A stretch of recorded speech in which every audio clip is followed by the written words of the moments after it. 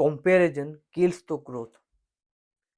आमे जितेबाला अन्य मानक देखू आमे तांको इंस्पायर हवा अपेक्षा आमे निजको सहित कंपेयर करने लगू और सेतबेले आमे डीपली निज भितर बहुत डाउन फील करूँ। बट सत हूँ कि आमे जहाँ को भी देखी आमे निजको कंपेयर करुचे कि सी आज यही जगार अच्छा से आगुरु यही लेवल क्रॉस करी से जगह पहुँचते। तो मु भी फर्स्ट रु मु निजको अन्य मान सहित कंपेयर करुली एंड से निजको निज भितर बहुत डीपली डाउन फील करुली आउ एक्शन नहीं पार नी। बट जिते बुझिली से मुझे शिखा लगे एंड निजको इम्प्रूव करी।